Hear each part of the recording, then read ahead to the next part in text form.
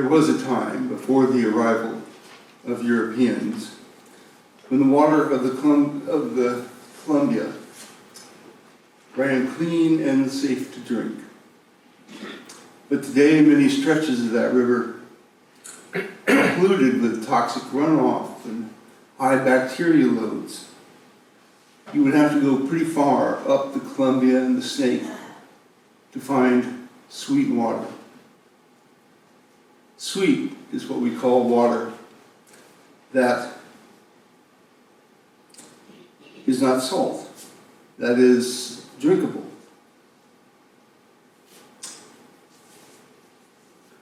This is our doing that the Columbia gathers pollutants on the way to the sea.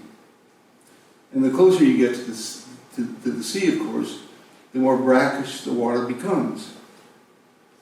The truth is like that. At its source, it is sweet, but as it flows downstream, it becomes polluted. And when we dip our cup into the water, what we believe is sweet water, the truth, we may find that it will make us sick. In Psalm 1 we read, "Happy are those who do not follow the advice of the wicked, or take the path that sinners tread, or sit in the seat of scoffers." Today, the wicked and the scoffers are all about us. So commonplace that sometimes we don't even notice them. But it is God that is the springhead of truth. Stay close to the source, recognizing pollution when you see it.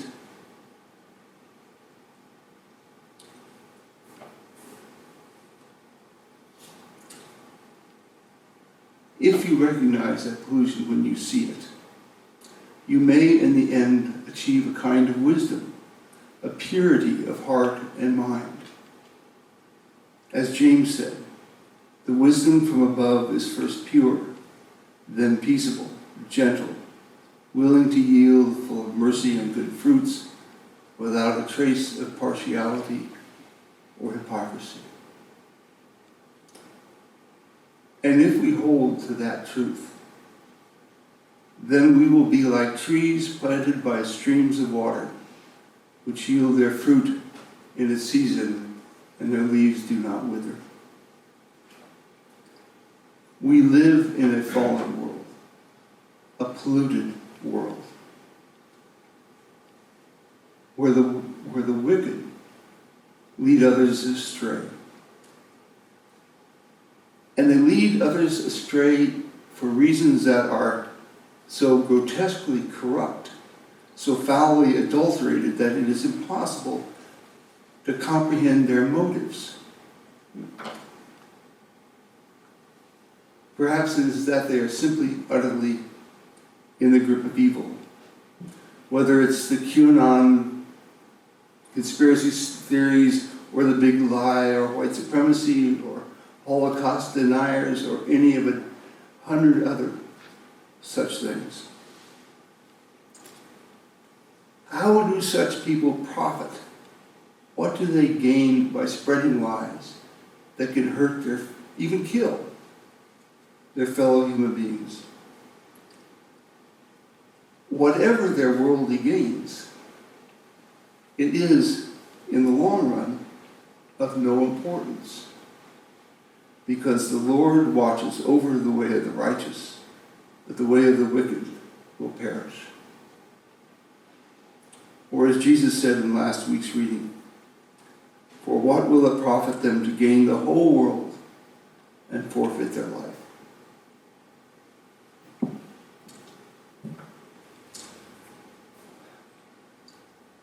Usually, whatever the perishable rewards are of bad behavior, of distorting the truth and all the rest of it, whether it's power, fame, money, it all comes down to pride, to ego, self-aggrandizement, arrogance, vainglory, Now that is a great word that's no longer really used by many people, vainglory.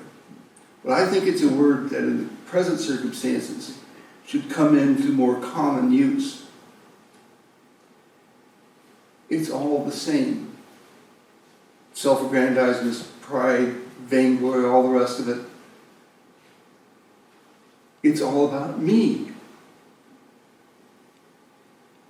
Nobody else counts but me.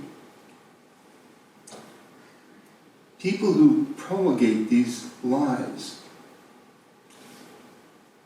they have strayed from the source of truth. They are lost. They have wandered away from the sweet streams of wisdom. Now Jesus takes this on with his disciples, their pride. Now you would think that having been with Jesus for several years, his disciples would be a little smarter about it, we think. I mean, how could they have missed the message? Now the setting is this. Jesus is traveling through Galilee. They're on their way back to Capernaum, probably to the house of Peter, which was kind of the center of his ministry in Galilee. That's where he was constantly returning to Capernaum. And after a period of many miraculous healings, he's traveling incognito because he doesn't want to have the crowds pressing in on him, making it impossible for him to teach his disciples. And at this point in his ministry, that is what he is doing. He desires to teach his disciples.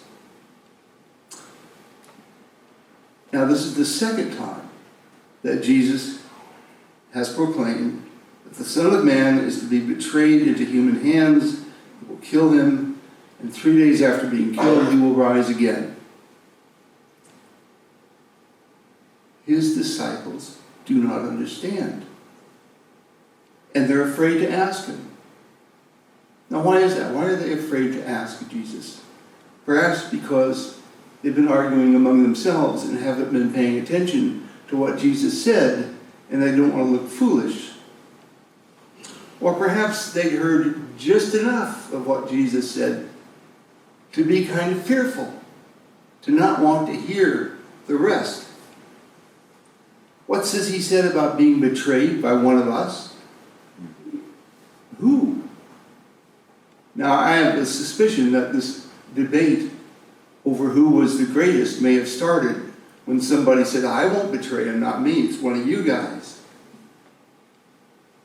Who knows how these things get started among people? Whatever the case, Jesus had asked them a very disconcerting question. What were you arguing with on the way? It's disconcerting because they must have known that Jesus knew. Think of, go back to school, grammar school, high school, go back to someday you're sitting at your desk and you're looking out the window daydreaming, and the teacher walks up to your desk and calls on you, and you have no idea what that teacher had just said. I can see the teachers among you going, yeah. They were going to have to admit that they had been arguing over who was the greatest, which would mean, and they knew it, that they hadn't understood anything that Jesus had been saying all these years. And perhaps they didn't want to understand, because what Jesus has been saying is a difficult teaching. You know, it was wonderful to be a disciple of this great teacher. He was confusing at times.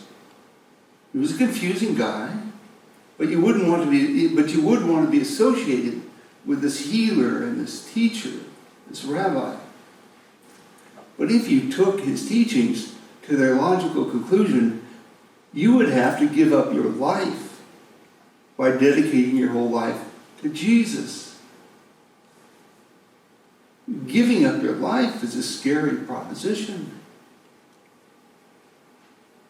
Especially when your teacher seems to be willing to literally give up his life.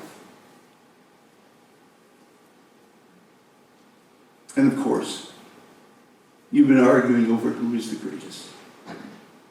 Which is all about this life my life in the here and now. Jesus says to them, whoever wants to be first must be last of all and servant of all.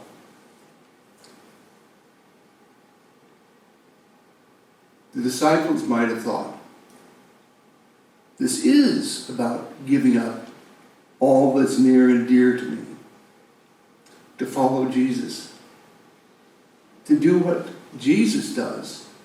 And Jesus truly is the servant of all.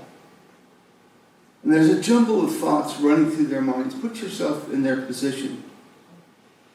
They're still thinking about who's best, but then there's also, Jesus is going to die. What happens then? What will become of me? How can I be a man like Jesus? Remember that when Jesus was arrested, tried, and crucified, the disciples were still unprepared. Not until the resurrection did they even begin to work out who Jesus was. And that's understandable, really. Even though they had been companions of Jesus for several years, they are bewildered by the way he has completely overturned their whole mental and spiritual world. This was a new truth, a new stream of wisdom flowing from Christ. Even today, we, as Christians, as followers of Christ, members of this church, members of his church, we find it difficult to accept the crucified Lord instead of a conquering king. Have any of us truly accepted the crucified Lord? Or are we hoping for something better or easier? Because without accepting Jesus as the kind of Christ he is, we cannot become more like him. We cannot become Christ. In our pride, in our arrogance, in our vainglory, we won't be able to be last of all and servant of all. So the disciples were afraid. Afraid to ask Jesus for the explicit meaning of what he was saying. Afraid to confront the reality of the cross. Afraid if they did, they might be in too deep. Because to accept Christ, to accept Calvary, is to accept the cross as our way of life. Are you ready to do that? To lay down your heart, your mind, your work, your strength, all for the sake of others. When you speak of your life,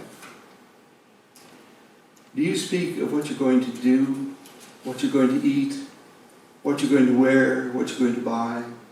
When you're in conversation with somebody else, do you speak about, what's the best Mexican restaurant in town, or who's having a sale right now? That's what we do, isn't it? We speak of the everyday, because we live in the everyday. We are of this world.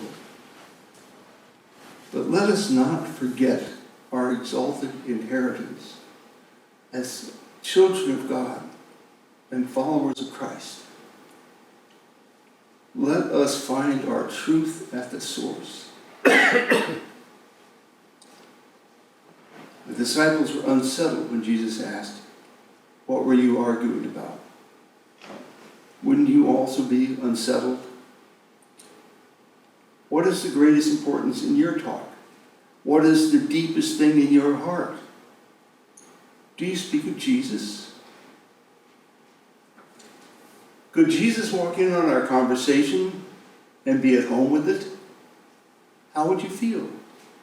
With all the fears and uncertainties that the disciples had and that we have, how would you feel?